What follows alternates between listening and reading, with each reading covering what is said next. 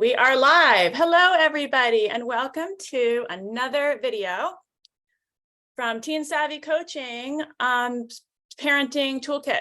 Each week this summer, I'm sending out a parenting hack or some information on teen development or something that can make your parenting life easier as you're raising teens. And if you like what you hear today, be sure to sign up to receive these videos straight to your inbox so you don't have to be around on social media when they happen to show up or have to scroll through to find them.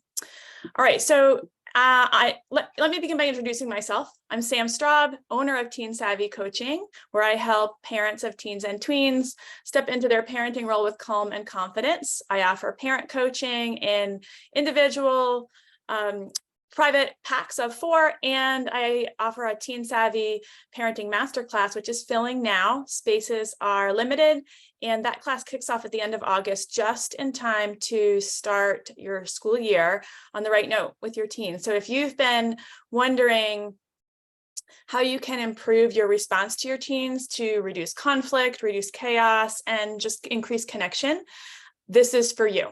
And it's not just for you now, it's the type of thing that the tools you will learn will last throughout all of adolescence, and they're just great communication tools to use in general.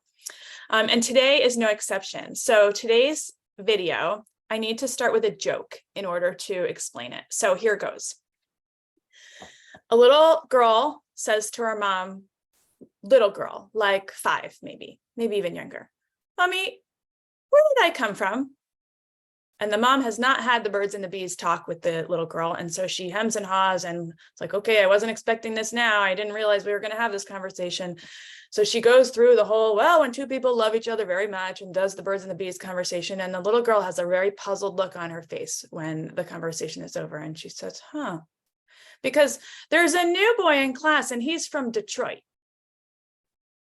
And the mom obviously answered a question that the girl wasn't asking. And so today's tip is all about getting clarity from the parent perspective when your child asks a question or raises an issue and it raises alarm bells for you and you're like, oh my gosh, I wasn't ready for this. I wasn't expecting this. Some kind of parenting, hot potato has just been dropped in my lap.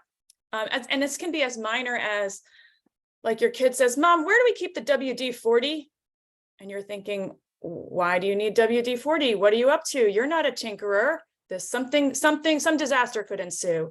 Or would you be mad if I got a tattoo without asking you? And you're thinking, are you going to get a tattoo? And so you're trying to figure out how to answer this question in a way that doesn't like squelch whatever's going on and keeps lines of communication open, but also explains whatever your boundaries are around tattoos or the use of WD-40 for some potentially harmless, but also potentially ill-considered decision. So here's the tip. When you get asked a question like this, or you're in a situation, the first thing you have to do is notice that if you proceed without thinking, you could kind of be between a rock and a hard place. So that's the first thing. You've got to know when this situation lands in your lap. Most of us are able to do that, but sometimes we aren't able to stop ourselves from a knee-jerk reaction. So you have to notice, and then you have to say, okay, I'm not going to react in a knee-jerk way. Instead, I'm going to say, this is the tip. What made you ask that question right now? And they might say, oh, because we're doing a science lab and we were using WD-40 in chem class. And I just was kind of interested. I need to look at the materials list because for a lab I'm writing up. Harmless. You'll go find the WD-40. But if they're like, oh, well, I don't know, my window's creaky and I'm making this up, but they have some sort of reason for using the WD-40 that is an ill-considered idea, then you can say, well, you know what, I'm not sure WD-40 is what you need. And in fact, I'm not sure that idea is a good one. Let's work backwards. Or if your kid says, would you be mad if I got a tattoo without asking?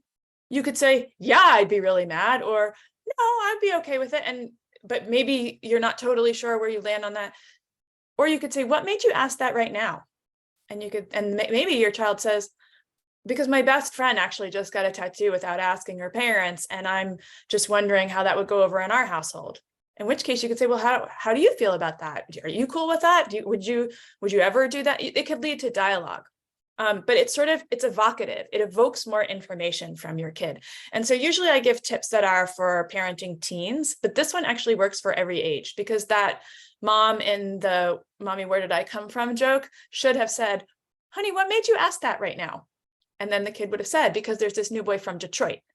And then the mom could have said, oh, well, you were born in Boston or whatever it was.